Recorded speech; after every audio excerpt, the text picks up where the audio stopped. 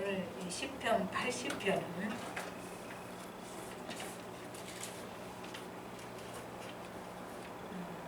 국권 상실의 시대, 이제 이스라엘이 회복을 간구하는 시입니다.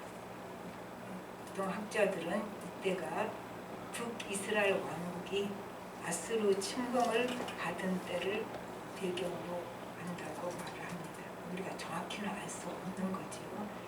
근데 이 시편이 우리에게 주시는 것은 어떠한 역사를 배경으로 갖고 있든지 환난을 겪고 있는 하나님의 백성의 처지를 이제 대변하는 기도로 이 기도가 사용되고 있습니다.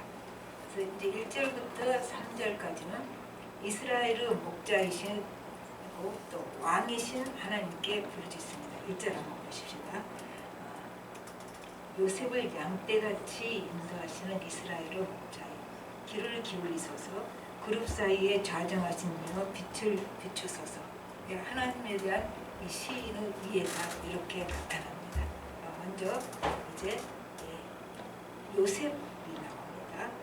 요셉을 양떼같이 인도하시는 하나님. 왜 요셉을 여기서 세웠을까를 생각을 합니다. 그러니까 요셉은 이제 이스라엘이 당하는 그 처지와 형편을 상징하는 예표자로 여기서 내세우고 있습니다.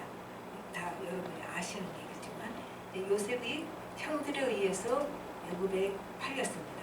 그러나 하나님의 인도하심과 보호하심으로 애굽의 총리가 되었고, 하나님은 그를 통해서 총리가 목적이에요? 아니지요. 하나님은 그를 통해서 생명을 살리고 하나님의 뜻을 이루시려는 그 일을 위해서 총리 자리가 적절해서 총리를 주셨던 거죠. 그래서 이제 생명을 살리는 그 하나님의 뜻을 이루신 겁니다. 이와 같이 하나님께서는 고난받는 이스라엘을 보호하시고 형통케 하셔서 생명을 살리는 하나님의 뜻을 이루실 거다. 이러한 소망을 이 시인은 1절에서 피력하고 있는 거죠. 그래서 요셉이라고 먼저 나옵니다.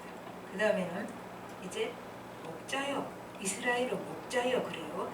그러면 지금은 목자가 없는 것과 같은 상황입니다. 그때 이스라엘의 목자여 이렇게 하는 것은 우리 10편 23편 1절은 다 암송을 합니다. 다시 암송합니다. 여호와는 나의 목자시니 내게 부족함이 없으리로다. 이렇게 하나님이 내 인생을 전적으로 책임질 거라는 신뢰를 이 시인은 지금 말하고 있습니다. 그리고 이제 그 다음에는 그룹 사이에게 좌정하시리. 이 말은 또 이제 법궤의 속죄판 위에 그룹이 새겨져 있죠. 양옆에 그룹이 새겨져 있고 그 사이에 하나님이 임재하시는 겁니다. 그래서 우리 죄를 죄 용서해 주시는, 죄를 사해 주시는 하나님을 여기서는 나타내고 있죠. 그러니까 이 시인이 하나님에 대한 그 깊은 이해가 있는 거죠. 이제 그리고 나서는 하나님이 이제 2절부터 나오죠. 빛을 비추소서 우리를 죄의 능력으로 구원하여 주십시오. 이러한 하나님이니까 그렇게 기도를 해요. 그리고 3절을 한번 보십시다. 하나님이여 우리를 돌이키시고 주의 얼굴 빛을 비추사 우리가 구원을 얻게 하소서. 근데 이 3절은 사실 후렴 구절입니다. 그래서 7절에도 나오고 19절에도 똑같은 구절이 나오는 거예요. 그래서 이제 우리를 돌이키셔서 그 말을 돌이키시고 그 말은 뭐예요? 우리가 떠났다는 거죠. 그러니까 돌이키시고 안 떠났는데 뭐하러 돌이켜요? 그러니까 우리가 이미 떠났는데 우리를 돌이키시고 우리가 회개하고 죄에서 돌이키게 하시고 그리고 주의 얼굴 빛을 비추사 그러면 하나님의 은혜를 베푸셔서 이제 우리를 구원하소서 이제 그렇게 얘기를 하고 있습니다. 그 다음에 4절부터 7절까지는 지금 주의 백성이 당하고 있는 괴로움을 구체적으로 합니다. 4절에 재미난 표현이 있어요. 기도를 하는데 기도에 응답해 주시는 것이 아니라 하나님이 노하십니다. 노하시고 그러니까 우리는 이제 5절에는 눈물이 밥이 되고 눈물을 음료수로 마신다. 그렇게 말해요. 그 눈물로 밥을 먹는 거지요. 그러니까 원수들이 또 비웃지요. 이러한 처절한 상황이에요. 그래서 7절에 또 우리를 돌이키시고 은혜를 비추소서 푸르렴이 또 한 번 또 나오죠. 이제 8절부터 13절까지는 갑자기 포도나무 얘기가 나옵니다. 포도나무 비유죠. 그래서 포도나무는 이스라엘. 그리고 이제 그 8절부터 11절까지는 하나님이 과거에 이스라엘에게 주신 축복을 얘기를 합니다. 이제 이거는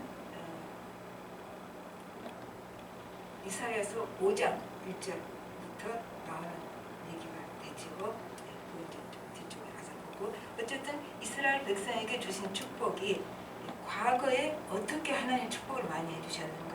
근데 이제 8절부터 10절까지 나오죠.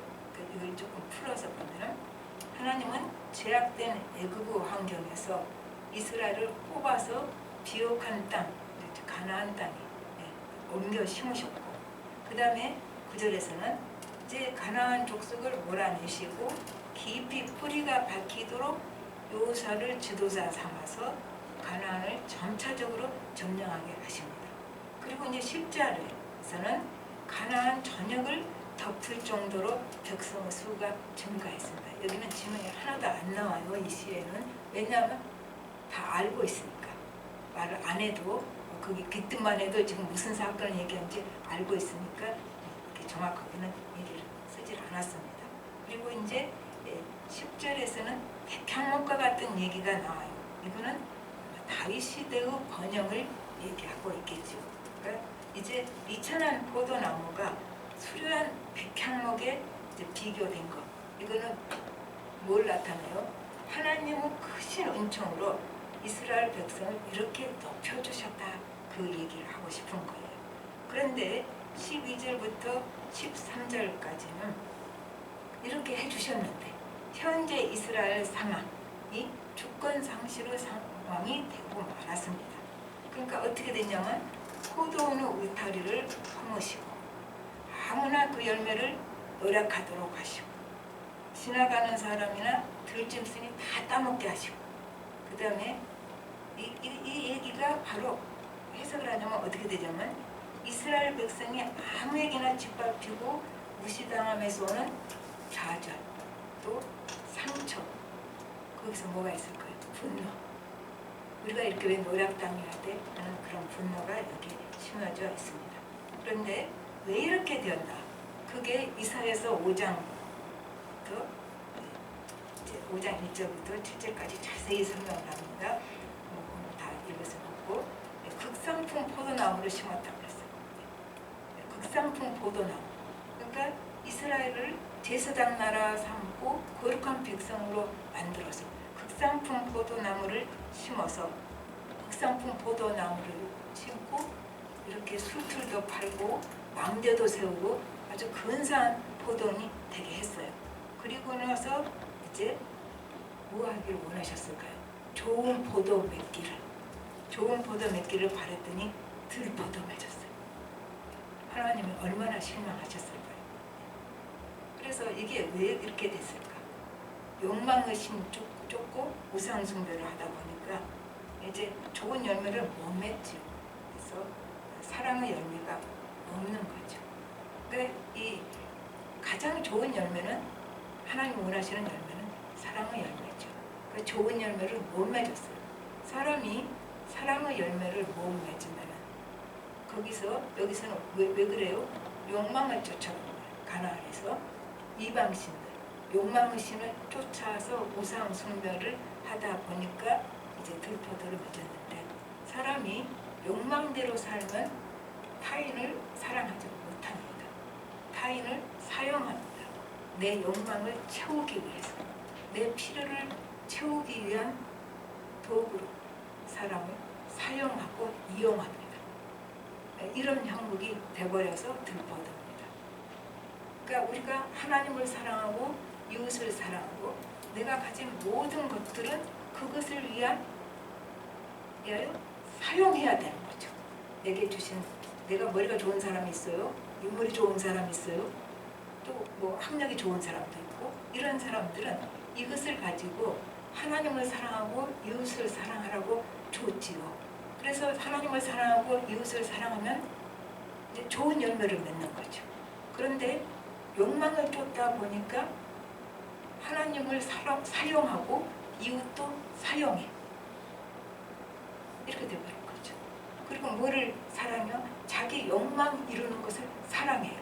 그게 물론 돈일 수도 있고 사회적인 출세일 수도 있고 뭐 명예를 날리는 것이 있고 다 포함돼요. 자기 욕망을 위해서 하나님과 사람을 사용하는 거. 이제 사용하단 말은 조금 좋은 말이고 이용해서 자기 필요대로 타인을 늘 자기 필요를 위한 존재로 필요를 채우는데 이용할 정도로만 생각을 하니까 이게 들포도가 된 거예요. 그러니까 이스라엘 백성이 왜 그렇게 됐는가? 이방신 쫓아서 그렇게 된 거죠. 그거는 우리가 좀 나오는 거죠. 이방신을 쫓았다면 그 말은 뭐예요? 뭐 우상 숭배했다. 그게 바로 하나님은 간음이라고 그래요. 자기 욕망 쫓아가는 거죠. 이방신 쫓아갔단 말은 결국 자기 욕망의 신을 쫓아갔다. 그 얘기가 되는 겁니다. 그래서 이제 하나님을 기대했던 거를 다 저버린 이스라엘 백성. 그러니까 이스라엘 백성에게 하나님이 어떻게 해요? 실망하시고 상처받으셨어요. 그렇잖아요. 이렇게 기대를 갖고 계시는데. 근데 우리가 여기서 우리에게 적용되는 말은 우리가 하나님의 뜻을 저버리고 내 욕망대로 내 마음대로 살면은 그러면 어떻게 돼요? 아무에게나 짓밟히고 무시당한다. 지금 이 포도원이요. 포도원 얘기예요. 아무에게나 짓밟히고 무시당하고 또 원수를 대적할 힘을 잃어버리죠. 사단의 세력을 물리칠 수가 없어요. 그래서 원수에게 당합니다. 그리고 이제 우리가 짓밟힌다는 말 또 우리 암송했던 거죠. 소금이 짠맛을 잃으면 밖에 버려져서 사람들이 밟고 다닌다.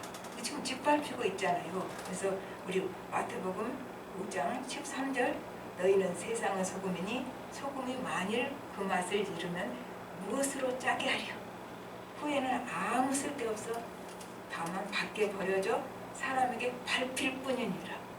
이제 우리에게 하나님 주신 그 사명과 은혜를 내가 저버렸을 때는 그냥 저버린 걸로 끝이 나는 게 아니라 짓밟힌다고 그랬어요. 사람들에게, 타인들에게 짓밟힌다. 그 말을 해요. 그러니까 하나님의 백성이 하나님을 잃어버리고 자기 사명도 다 버리고 떠났을 때 그래서 어디로 가요? 세상 쫓았을 때 하나님만 잃어버린 게 아니라 세상의 삶도 잃어버립니다. 지금 이스라엘 백성 오늘 얘기해요. 짓밟히는 거예요. 세상에서. 이제 이 극한적인 상황에서 15절부터 19절까지는 하나님께 집중을 합니다. 그래서 뭐라고 말하냐면 하나님이 심으시고 힘있게 키우신 포도나무가 이렇게 불타고 배임당하고 멸망하게 되었으니 이제 17절에 재밌는 말이죠. 주의 손을 얹으소서. 이게 안수하소서 그죠. 주의 손을 얹으소서. 주님 나 좀 안수해 주세요. 이제 그렇게 말을 합니다. 그리고 18절에는 이제 주를 떠나지 않고 우리가 주를 떠나지 않을 테니까 우리를 소선시키소서. 그러면 우리가 주님을 경배하겠습니다. 그렇게 말한 거죠. 그러니까 이걸 또 우리 식으로 번역을 해볼까요? 내가 정부 따라서 어긋난 길로 갔었지만 이제 나는 주님의 소유이니까 내가 다시 주님께 드립니다. 이제 그 말이 되겠죠. 그리고 다시 19절 우리를 돌이키시고 하나님 은혜의 빛을 비추소서. 이렇게 또 반복적으로 후렴이 나옵니다. 그래서 말씀을 맺어봅시다. 우리에게 중요한 것은 우리는 제일 지금 힘들고 중요한 게 지금 당한 고난이죠. 당연히. 그런데 하나님의 편에서 본다면 내게 지금 중요한 것은 고난이 아니라 하나님으로부터 멀어진 거예요. 그게 제일 중요한 거죠. 그래서 4절에 아까 시인은 자신의 기도에 하나님이 노하신다고 느껴요. 그러니까 시인은 누구예요? 기도하는 사람이에요. 그리고 굉장히 영적으로 민감한 사람입니다. 그렇지 않으면 하나님이 노하신다는 걸 어떻게 알겠어요? 근데 이 시인은 하나님이 노하신다는 것을 느낄 수 있는 사람이죠. 에르미야 29장 11절 여호와의 말씀이니라 너희를 향한 나의 생각을 내가 아나니 평안이요 재앙이 아니니라 너희에게 미래와 희망을 주는 것이니라. 그러니까 이 시인이 그렇죠. 하나님은 소망 주시는 것이 하나님이신데 기도하는데 왜 노하십니까? 이렇게 반문을 할 수밖에 없지요. 그 하나님께서 뭐라 그럴까요? 너희가 내 마음을 모른다. 그리고 너희는 권하는 의미도 모른다. 나는 너희를 나와 가까이 사랑과 관계를 맺고 싶은데 너희는 그 마음 몰라. 하나님과 사랑과 관계가 있거나 말거나 나는 지금 내가 원하는 것 쟁취하면 되는데요. 이러니까 도대체가 하나님과 가까워질 수가 없다는 얘기가 됩니다. 이제 우리가 이스라엘 역사를 배우면서 읽으면서 웃지요. 출애굽에서랑 사사기에서랑 아니 왜 이렇게 은혜를 받고 축복을 받았으면 됐지. 또 죄짓고 그리고 고난당하고 그리고 하나님께 부르짖고 그리고 또 응답받고 그리고 끝이에요. 또 죄짓고 또 고난당하고 응답받고 이 연속이에요. 그래서 광야 10하루길을 40년 걸린 사람들. 그러면 그 40년 동안에 그 많은 은혜를 많이 받고 응답을 받았는데 하나님께로 가까이 갔습니까? 한 발자국도 못 가. 그게 이제 우리 얘기가 되는 거죠. 그게 이스라엘 백성만의 얘기가 아니라 또 우리도 은혜 받았고 또 그러다가 세상 쫓아갔고 그리고 연단당하고 그러니까 기도하고 응답받고 그래서 우리가 하나님께로 돌아왔어요? 아니죠. 응답받고 응답받은 것 갖고 또 세상으로 나가죠. 또 내 욕망 쫓아나가죠. 그리고 또 고난당하고 또 기도하고 응답받고 이 세월을 보내는 거죠. 그러면서 내가 그래도 기도하면 응답도 받으니까 나는 믿음이 참 괜찮고 하나님께 바로 서인 줄 알아요. 그건 착각입니다. 그렇지가 않죠. 하나님이 불쌍히 여기시고 계속 봐주시는 것입니다. 근데 문제는 우리가 기도하고 이제 응답받고 또 세상으로 나가고 연단받고 하는 사이에 세월이 가는 거죠. 10하루길을 40년 걸린 것처럼 우리가 세월을 많이 낭비해버리는 거죠. 하나님께 가까이 갈 시간을 계속 놓쳐버리는 거죠. 응답도 받아요. 보호도 받아요. 그러나 왔다 갔다 하다가 하나님께로 한 발자국도 가까이 못 가는 거예요. 하나님 마음도 알지 못하고 하나님과 깊은 교제, 그 말할 수 없는 하나님의 은혜 속에서 내가 누리는 그 축복, 그거는 진짜 못 누리는 거예요. 하나님과 깊은 관계 속에서 누리는 그 축복은 천국 축복이잖아요. 천국 기쁨이잖아요. 그걸 못 누려요. 하나님은 그걸 그렇게 원하시는데 하나님 우리가 깊은 관계 속에서 연합 속에서 정말 거기서 누리는 세상에 줄 수 없는 기쁨과 평안을 누리기를 원하시는데 우리는 신앙이 괜찮은 줄 알고 계속 왔다 갔다 세상으로 갔다 하나님으로 갔다 세상으로 갔다 하나님으로 갔다 하다가 하나님께 한 발자국도 못 가서 신앙생활은 오래 했는데 세월은 낭비해버리는 이러한 삶을 우리가 살고 있지는 않은가 한번 생각을 해볼 수가 있는 것이지요. 이제 하나님께서 우리에게 네 마음이 나로부터 너무 멀리 있어서 내가 너랑 깊은 교제를 나눌 수 없다고 하실 수도 있는 것입니다. 사람은요, 내가 이 사람도 좀 사랑하고 아내도 좀 사랑하고 저쪽에 있는 저쪽 여자도 좀 사랑하고 반씩 내가 사랑해도 나는 아내 사랑한다. 그건 사랑이 아니죠. 사랑은 전부입니다. 하나님은 우리에게 전부를 주셨습니다. 그리고 우리에게도 전부를 요구하십니다. 전부 요구하신다니까 당장 물질부터 생각하고 뭐부터 그게 아니고 정말 내가 내 전심을 다해서 내 심령 속에서 하나님을 전부를 들여서 사랑하기를 원하신다는 얘기예요. 하나님은 전부 주셨고 우리는 전부 못 드립니다. 그리고 우리가 기도할 때 하나님 속에 깊이 들어가는 거, 정말 우리가 입술로만 아니라 내 심령 깊은 속에서 지금 무엇보다도 나는 하나님이 제일 중요한 분이야. 우리 입으로는 다 그렇게 말해요. 근데 삶에서 하나님 제일 중요한 분이라는 게 드러나질 않잖아요. 우리들의 삶 속에서. 다른 게 더 중요하잖아. 그러면 입술로 말이 허위죠.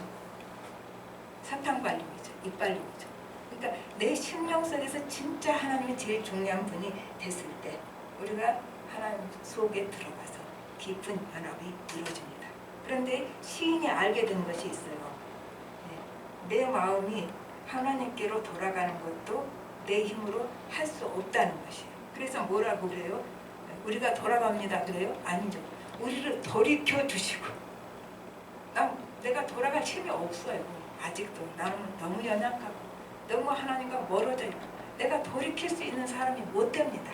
그러니 하나님께 구하오니, 이제 이건 우유 기도예요. 하나님께 구하오니 내 마음을 주장하사 주의 은혜로 성령의 감동으로 내가 주님께 돌아가게 하소서. 우리가 이렇게 기도할 수밖에 없는 겁니다. 다 같이 기도하겠습니다. 하나님 아버지, 주님 은혜를 감사를 드립니다. 우리가 성경을 읽습니다. 그리고 이스라엘 백성을 보면서 저 사람들은 왜 저렇게 사냐고 생각을 합니다. 바로 우리가 그렇게 살고 있는데도. 그리고 우리는 하나님이 우리가 기도할 때 응답해 주시고, 내가 그래도 세상 사는데 부족하지 않도록 이것저것 도와주시니까 나는 제법 하나님 앞에서 하나님 원하시는 삶을 산다고 생각을 합니다. 하나님은 사랑과 은혜 때문에 사는 것을 우리는 착각하고 있는 것입니다. 아버지 하나님, 우리가 일상의 삶 속에서 말씀대로 살 수 있고 일상의 삶 속에서 진실로 우리 심령을 하나님께 드리고 하나님을 사랑하는 마음으로 일상을 살아갈 수 있게 하여 주시옵소서. 우리를 돌이켜 주시옵소서. 우리 힘으로는 돌아갈 힘도 없는 사람들입니다. 우리를 돌이켜 주셔서 하나님께로 가까이 다가갈 수 있게 하여 주시옵소서. 모든 말씀 예수님으로 기도합니다. 아멘.